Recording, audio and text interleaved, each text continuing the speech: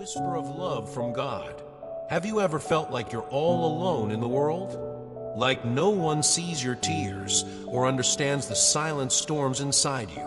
Maybe it's in the quiet of the night, when the noise dies down, that the ache in your chest feels the loudest.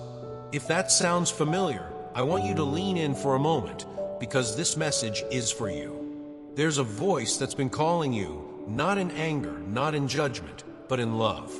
A love so patient, so unwavering, that it has never left your side, not even once. This is the voice of God, and He wants you to know right now, in the stillness of your heart, I have always been here. I have always loved you. Even when you questioned your worth, even when life pushed you to your knees, even when the people you trusted turned their backs, God didn't. He's been there in every breath you've taken, watching over you not like a distant ruler, but like a father who treasures his child. Maybe you've been carrying fears about the future, your job, your health, your finances, your family. Maybe rejection or betrayal has left a wound you can't explain to anyone else. And maybe you've told yourself to stay strong, but deep inside you're tired. Friend, God sees all of it, and He's not just watching. He's reaching, not with demands, but with comfort, not with rules, but with reassurance, not with guilt, but with grace. He whispers, don't be afraid. I'm still here. My love is bigger than your fears, stronger than your struggles, and more faithful than anything this world can offer. This isn't some poetic metaphor. It's a truth that's been proven in countless lives. The world may tell you that strength comes from doing everything on your own. But God says, come to me. Rest. Let me carry what's been weighing you down. You don't have to earn this love. You don't have to perform. You don't even have to speak fancy prayers. Just bring your heart with all its cracks and questions and let it be seen just as it is. Because God's arms have always been open. And right now, they're open for you. So as we begin this journey, I invite you to pause. Breathe. Let His presence surround you. Let this be the moment you remember. You've never truly been alone. You are seen. You are valued. You are deeply, fiercely loved. And this is just the beginning. Hearing His voice, the return to peace. Have you ever found yourself in a room full of people, yet still felt completely alone? Sometimes the noise of life isn't just the clamor of traffic or the hum of conversation. It's the relentless noise inside our own minds. Thoughts that spin endlessly. Worries that refuse to quiet down. Guilt that keeps replaying past moments like an old movie we can't turn off. In those moments, it's not uncommon to wonder, where is God in all this? But what if I told you, His voice has never stopped speaking? It's just that we rarely take the time or find the space to listen. God's voice is not like the world's. It doesn't shout over us. It doesn't demand attention like a commercial break or a headline. Instead, it comes in the silence, in the stillness, in the quiet places we rarely enter anymore. You don't need to climb a mountain or chant ancient phrases. You don't need to impress Him with your words.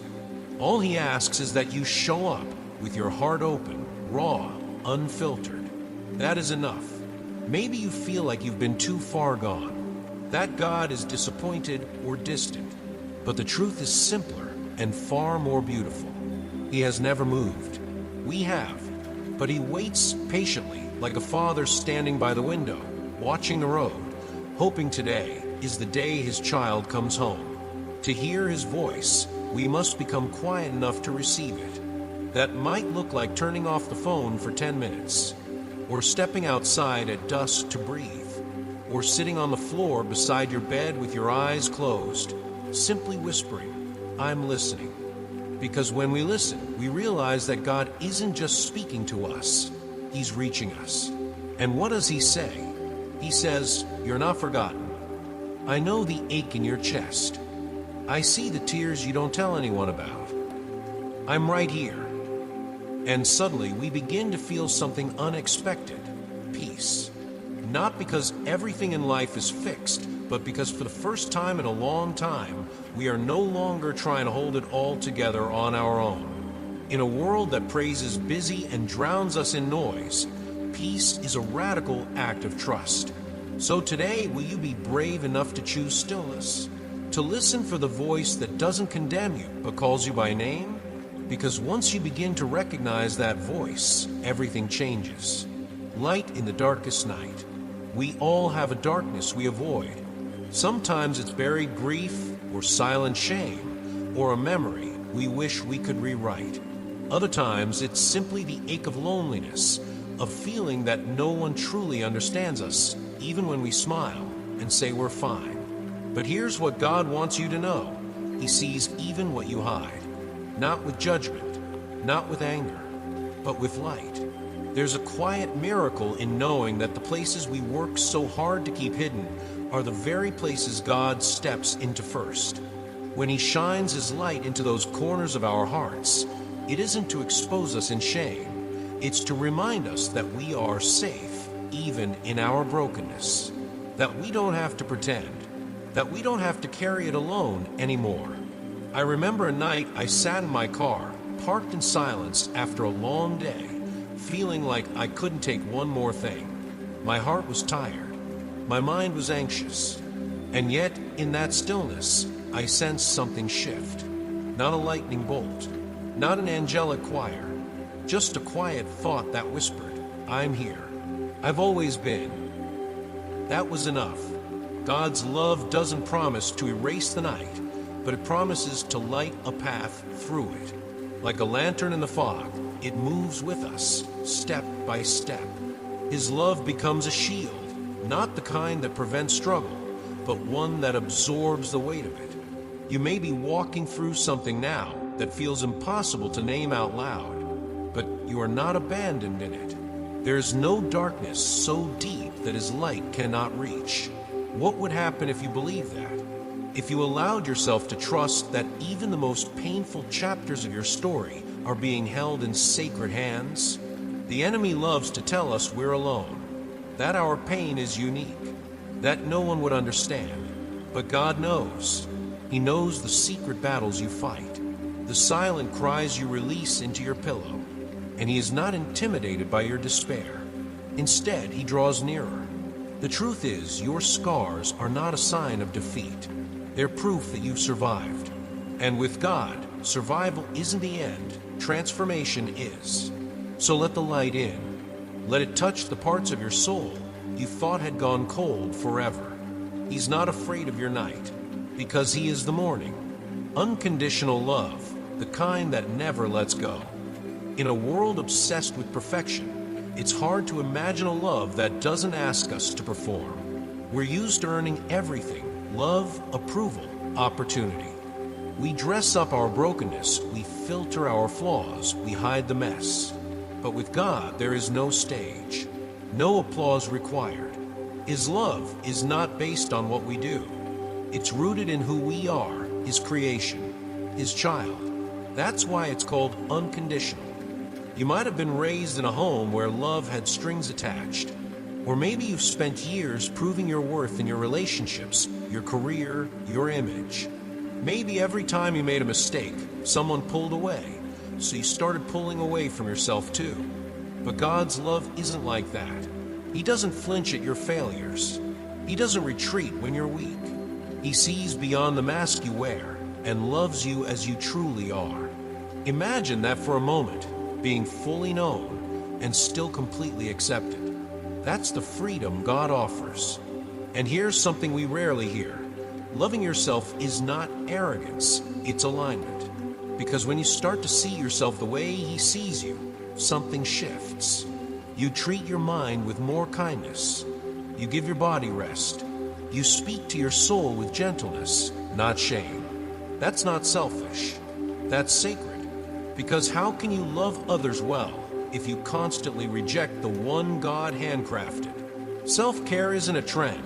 It's a spiritual act of honoring your design. When God calls you beloved, He means it, and He wants you to believe it.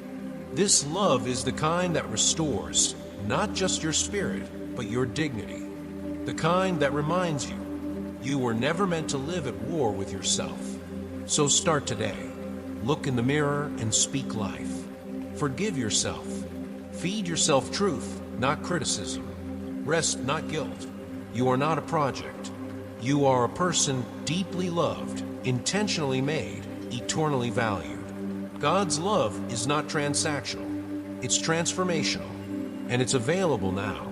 No contracts, no tests, just grace, freely given, never revoked. So breathe. Let it in. Let it stay. Because this love isn't leaving. Not now. Not ever. Forgiveness and new beginnings. Forgiveness can feel like one of the most beautiful words and one of the hardest to believe. Most of us carry something. A moment we regret.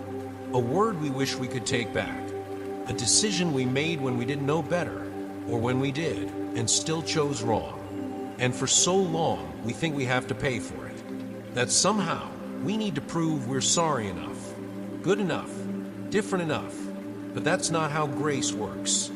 God's forgiveness isn't a prize for perfect people.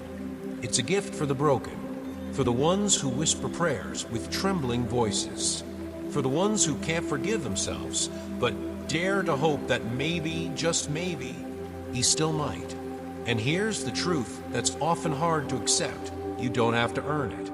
Forgiveness doesn't come at the end of your effort. It comes at the start of your healing. Not when your hands are clean, but when your heart is honest.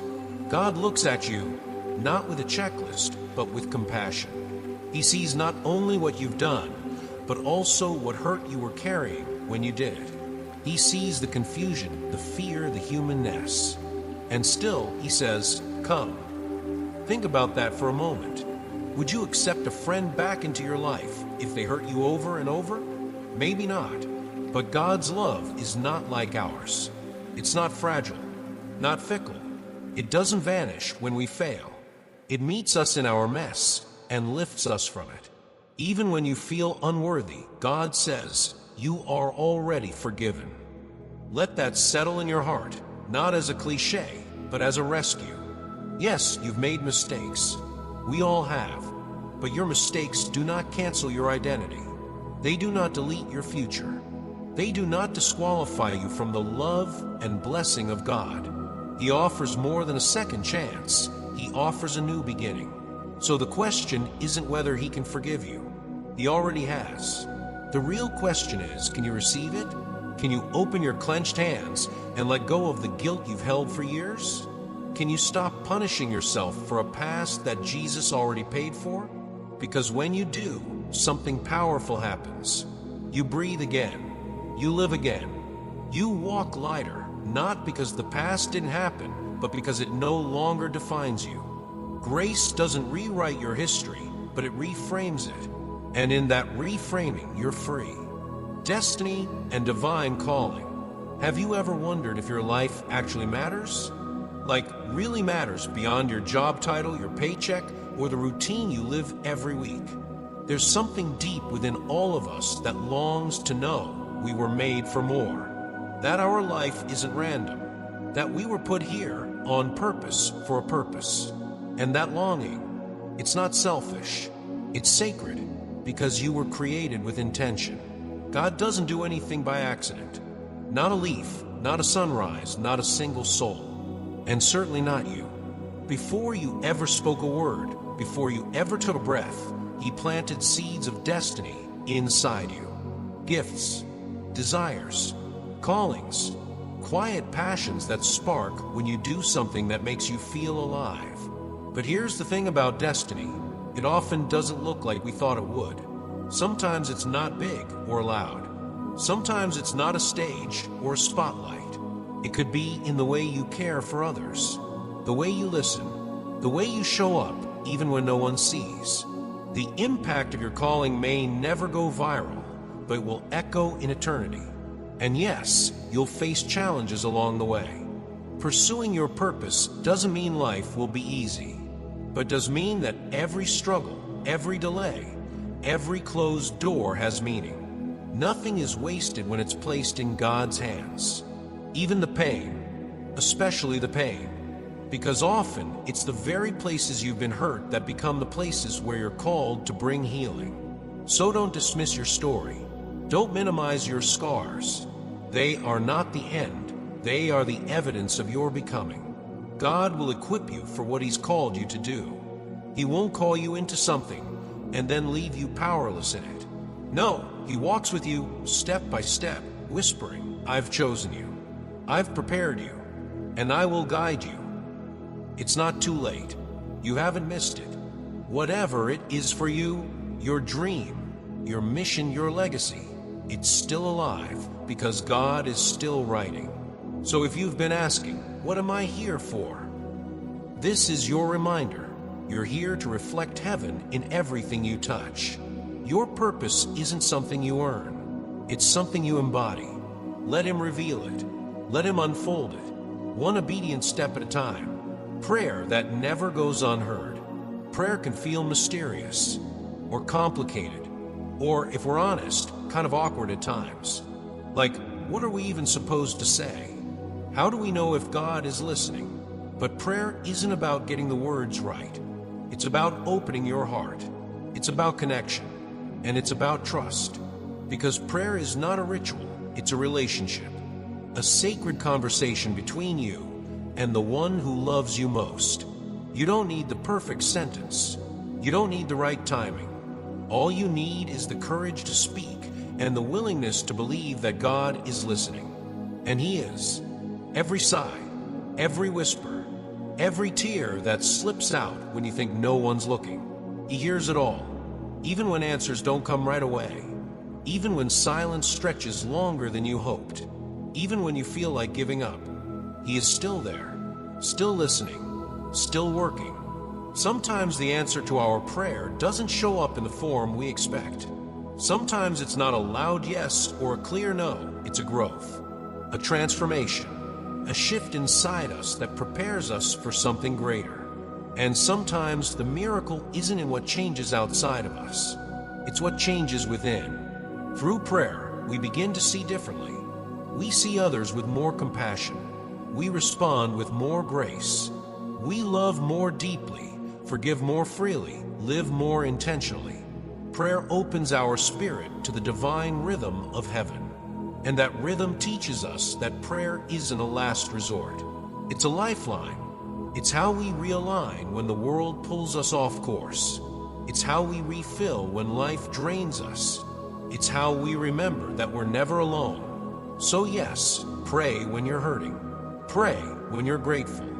Pray when you're confused, exhausted, hopeful, empty, joyful, or numb. Pray for your friends. Pray for your enemies. Pray like someone who believes the universe bends to the whisper of your voice. Because it does. God never ignores a sincere heart. Even if you think you're not spiritual enough, strong enough, or steady enough, He's not asking for perfection. He's asking for presence. Just show up. That's all. Because every time you pray, heaven leans in. Inner transformation, becoming from the inside out. We talk a lot about changing our lives, setting goals, fixing routines, starting over. But true change, the kind that lasts, doesn't begin with a to-do list. It begins within. God is far less interested in how you appear on the outside than in what's happening quietly, unseen, in your heart. While the world applauds image and accomplishment, He gently asks, "Will you let me reshape your soul?" Because transformation isn't behavior modification. It's heart renovation. It's letting go of the lies you've believed for years, the ones that told you you're not enough, not lovable, not redeemable. It's allowing God's love to untangle what fear has twisted, to heal what shame has broken, to soften what life has hardened. And yes, it's slow. It doesn't happen in an instant. But think about this. A tree doesn't grow overnight. It takes root and silence in darkness before it ever breaks the surface. And that's how God works in us, deep, patient, and powerful. Sometimes the change starts in the smallest moments, like the choice to forgive when bitterness feels easier, or the decision to speak gently to yourself when your inner critic screams loud. It's in the act of choosing hope when despair has always had the last word. These aren't minor decisions. They are sacred revolutions. When you let God shape your inner life, you'll start to see something remarkable. Your outer world slowly begins to reflect your renewed spirit. You respond differently to stress. You find peace in places that once only held anxiety. You begin to treat others and yourself with more compassion, more patience, more depth. This isn't about becoming someone else. It's about becoming who you truly are, who you were created to be before pain, fear, or failure tried to rewrite your identity. And here's the beautiful thing. You don't do it alone. God doesn't just hand you a mirror and say, "Fix this." He steps in with you daily, gently saying, "Let me take that. Let me guide you. Let me strengthen you." You don't have to clean yourself up to come to Him. Come as you are, and He'll do the rest. This transformation is not cosmetic, it's eternal. So today, ask yourself, what are you holding inside that needs to be surrendered? What habits, what thoughts, what regrets are taking up space meant for grace? Let Him in. Let love do what only love can. Because no therapist, no book, no habit tracker can change your life the way God's Spirit can change your heart. The promise and the perseverance. We all love promises. They give us hope, something to hold on to, a reason to keep going. But in between the promise and the fulfillment, there's always a waiting room. That's the part no one posts about. The in-between. The silent stretch of time when it feels like nothing is happening. Or worse, like things are falling apart instead of falling into place. And yet this is where God does His deepest work, in the waiting. He isn't slow like we think of slow. He's strategic. He's preparing you, stretching you, growing you in places you didn't know needed growth. Maybe you've been praying for years, for healing, for reconciliation, for provision, and maybe you're tired of repeating yourself. Maybe you wonder if it even matters anymore. It does, because God is not deaf to your cries. He is not indifferent to your tears. He hears them all, and He responds, not always in the way you imagined, but always in the way that's best. The problem is we want microwave miracles, but God tends to work like a garden. You plant, you water, you wait, you believe, and then, in His time, the harvest comes. But here's what matters most. You don't give up. You keep praying. You keep walking. You keep showing up for your life, even when your heart feels heavy. Because that persistence, that quiet courage to keep trusting, it's powerful. It moves mountains in the spirit long before you see results on the surface. Faith isn't always loud. Sometimes it's simply getting out of bed one more day believing the promise is still true. And yes, you may fall along the way. But God doesn't withdraw His promise when you stumble. He simply says, "Get back up. We're not done." So if you're in the middle of the waiting, don't lose heart. The promise still stands. And the one who made it is still faithful. The sacred surrender, a covenant with God. At some point in the journey, we all reach a crossroads, the place where we realize, I can't do this in my own strength anymore. And that's not failure. That's the beginning of surrender. You see, surrender isn't weakness. It's not waving a white flag in defeat. It's placing your life into the hands of the one who can carry it better than you ever could. It's saying, God, I give you my plans, my fears, my dreams, all of it, even the pieces I've hidden. It's a sacred covenant, a heart-to-heart agreement between Creator and creation, not a transaction, but a relationship. And in this surrender, something sacred happens. You stop striving. You start breathing again. You begin to live not from anxiety, but from alignment. You discover that life with God isn't just about avoiding mistakes. It's about walking in purpose, in peace, in partnership. When you surrender fully, He doesn't just guide your steps, He restores your soul. He brings healing to wounds you forgot how to talk about. He revives dreams you thought were buried forever. He breathes life into relationships that felt lost. It's not magic, it's mercy, and it's available every single day. Maybe no one taught you what surrender looked like. Maybe all you've known is survival. But God wants to do more than just help you survive. He wants you to flourish. That doesn't mean everything becomes easy, but it does mean you never walk alone. He walks beside you in every season, in joy and in grief, in clarity and in confusion, in victory and in rebuilding. So here's the invitation, lay it down. Whatever you're holding too tightly, give it to Him. Your future, place it in His hands. Your past, let Him redeem it. Your heart, let Him guard it. Because when you live from surrender, you live from strength, not yours, but His. And that strength will never fail you. This is what it means to walk in covenant with God, not in religion, but in relationship. One day at a time, one yes at a time, one quiet act of trust that says, God, my life is yours. The everlasting promise, you are never alone. Sometimes when the world feels loud and your soul feels tired, all you really need is this one truth. You are not alone. It sounds simple, maybe even too simple to believe. But that's the foundation of God's message to us, not wrapped in religious jargon, not hidden in unreachable theology, but spoken in the quiet moments of your heart. I am with you. Always. God doesn't abandon you when you fall short. He doesn't keep score of your failures or shame you when you feel weak. He doesn't walk away when others do. In fact, it's often when you feel most broken, most forgotten, that He draws the closest. The promise of His presence isn't conditional. It doesn't depend on your perfection, your performance, or how well you pretend to have it all together. It rests entirely on His love, and that love is constant, unfailing, and eternal. You may have gone through seasons where it felt like your prayers were lost in the silence. Maybe you've wondered, where was God when I was hurting, when I was grieving, when I was drowning in questions with no answers?